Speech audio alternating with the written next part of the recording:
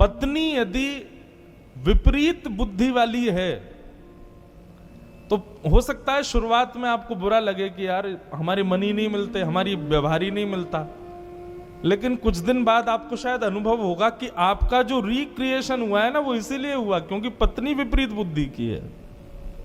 अच्छा, इसका एक उदाहरण दें। गोस्वामी तुलसीदास जी महाराज जिन्होंने मानस की रचना की, वो पहले ब्याह नहीं कर रहे थे, लेकिन वो कथा इतनी अच्छी करते थे कि एक ब्राह्मण उनसे कथा में रीझ गया और पीछे पड़ गया, मेरी बेटी से ब्याह करो, मेरी बेटी से ब्याह करो। गोस्वामी जी बोले, भैया हमको ब्याह के चक्कर में नहीं पड़ना, हमको कथा वथा में ही रहने दो बस, ठीक है। इतने में ही महाराज देवादिदेव महादेव प्रकट हो गए और प्रकट होकर के गोस्वामी जी को कहा कि तुमको उस ब्राह्मण की बेटी से ब्याह करना है, उसी से तुम्हारा मंगल होगा। गोस्वामी जी बोले, जब महादेव कह रहे हैं तो इसका मतलब है निश्चित मेरा मंगल ही होगा। गोस्वामी जी ने जैसे ही ब्याह किया, ब्याह के बाद गोस्वामी जी की बुद्धि बदल गई। कैसी हो गई? राम जी की जगह पत्नी में ही आसक्त हो गए। अब तो 24 घंटा उसी को निहारना, उसी को देखना। कथा कहीं होती तो बस यूं रहता, कब पूरी हो मैं जाऊं और अपनी पत्नी से मिलूं। इतना प्रेम अपनी पत्नी से करते। लेकिन बंधुओं, शास्त्र आज्ञा करता है अति सर्वत्र वर्जयेत, अति हर चीज की बुरी होती है। पहले तो अच्छा लगता था गोस्वामी जी की पत्नी को, बाद में उसको चिढ़ होने लगी। बोले 24 घंटा मुझे ही देखते रहते हैं, इनको बस मैं ही चाहिए। एक दिन छोड़ छाड़ के मायके चली गई। रात्रि में सोए थे गोस्वामी जी, उठ करके देखा तो देखा पत्नी है नहीं। व्याकुल हो गए, विरह कातर हो गए, रोने लगे, कहां चली गई। ढूंढते ढूंढते ढूंढते समझ गए जरूर मायके गई होगी अपने। यह भी विचार नहीं किया कि सामने यमुना नदी इतनी गहरी है, इसको पार कैसे करूंगा। कूद गए उसमें, क्योंकि पल्ली पारी ससुराल थे। शव बहता हुआ आया, यह भी विचार नहीं किया कि मरा हुआ शव है, इसका सम्मान करूं, उसी को नाव बना के बह गए। जैसे तैसे गिरते पड़ते अपने ससुराल पहुंचे। पत्नी से जाके बोले, तुम मुझे छोड़ के क्यों आ गई। गोस्वामी जी की दीन अवस्था देख करके पत्नी को दया नहीं आई, क्रोध आया। बोले, आप प्रेम करते हो मुझसे? बहुत प्रेम करता हूं। अरे मुझसे प्रेम नहीं करते हो, इस हाड़ मांस के पुतले से प्रेम करते हो आप। कल को मेरे प्राण निकल गए तो क्या होगा? बोले, मेरे भी निकल जाएंगे। बोले, ऐसा प्रेम यदि राम जी से किया होता ना तो आज राम जी मिल गए होते तुमको।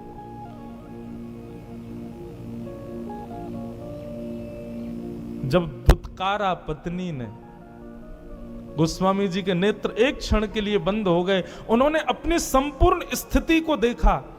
सारा शरीर अस्त व्यस्त हो गया, शरीर से दुर्गंध शव की आ रही है, कांटे लगे हैं पैरों में। ऐसी दीन अवस्था एक साधारण सी कन्या के लिए मेरी, और वह भी मेरे सामने खड़े होकर मुझे ही डांट रही है।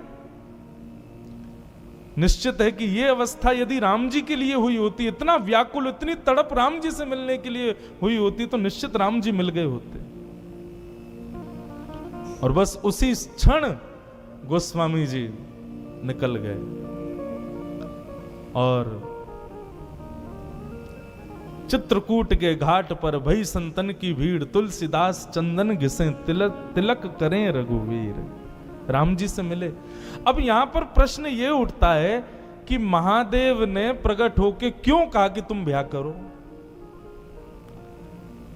हम लोग जन्म पत्री मिलवाते हैं, ब्राह्मणों से पूछते हैं कि भाई लाला हमारे बेटा के लिए, बेटी के लिए अच्छा वर वधू होना चाहिए।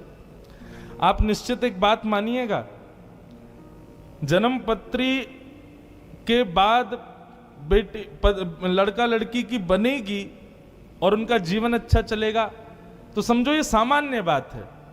लेकिन लड़की के घर आते ही उसकी विपरीत बुद्धि से पति का यदि रिक्रिएशन हो गया, उसकी बुद्धि शायद और कहीं लग जाए, किसी और भाव में आ जाए, तो निश्चित समझना ये संबंध उसी भाव से हुआ है जिस भाव से गोस्वामी जी का हुआ।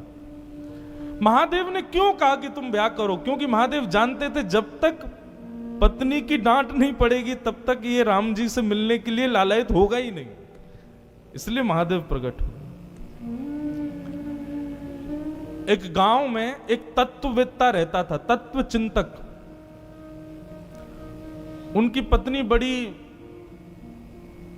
खतरनाक थी, मारती थी उनको, गांव के सामने पीट देती थी कभी कभी तो, लेकिन वो तत्ववेत्ता थे, सब उनका सम्मान करते थे।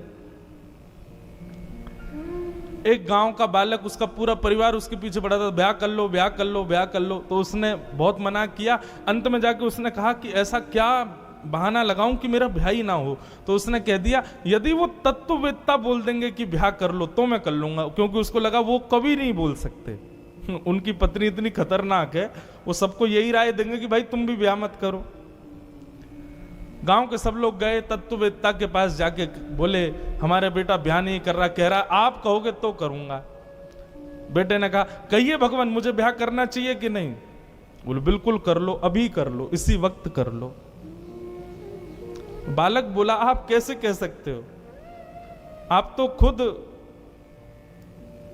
दूध के जले हो, छाछ फूंक फूंक के पीनी चाहिए और दूसरों को भी बोलना चाहिए ऐसा ही कि फूंक फूंक के पियो, जल ना जाओ, लेकिन आप तो मुझे खुद जलाने के लिए ही आज्ञा दे रहे हो। आप कह रहे हो ब्याह कर लूं, अरे नहीं आप जैसी पत्नी मेरी आ गई तो तत्ववेत्ता बोले देखो तुम्हारे मन के अनुरूप पत्नी आ गई तो बढ़िया, खुशी खुशी जीना, और यदि विपरीत बुद्धि वाली पत्नी आ गई तो एक की जगह दो तत्ववेत्ता हो जाएंगे एक ही गांव में, तुम भी तत्व चिंतक बन जाओगे। मैं तत्व चिंतक बना हूं किस लिए, क्योंकि मेरी पत्नी विपरीत है। एक बार कनाडा में कथा कर रहा था मैं, तो वहां एक माताजी आई, माताजी तो नहीं थी, थोड़ी युवाई थी, लेकिन ब्याह नया ही हुआ था उनका। बोली महाराज जी मैंने इतने सोमवार व्रत किए, मैंने शंकर जी को इतना दूध चढ़ाया, इतना ये किया, ब्राह्मणों ने जो बताया मैंने सब किया, मेरे पति बिल्कुल विपरीत मिले मुझे। मैंने कहा मां, मैंने उनको भी यही कथा सुनाई। मैंने कहा देखो पति यदि मन के अनुकूल मिल गया होता तो पूरा मन पति में ही लग जाता, पति मन के अनुकूल नहीं है इसलिए आप कथा में बैठी हो आज। अनुकूल मिल जाएगा तो पूरा मन उसी को दे दोगे, प्रतिकूल मिला तो जितना थोड़ा बहुत मन बचा था वो ठाकुर जी को दे रहे हो ना। इसलिए प्रतिकूल मिले तो कृपा, अनुकूल मिले तो कृपा, प्रतिकूल मिले तो ज्यादा कृपा। इसलिए प्रसन्न रहो भैया, होई सोई जो राम रचे राखा। ठाकुर जी ने सबका रचा हुआ है, जिसका जैसे जहां जैसे होना है होगा।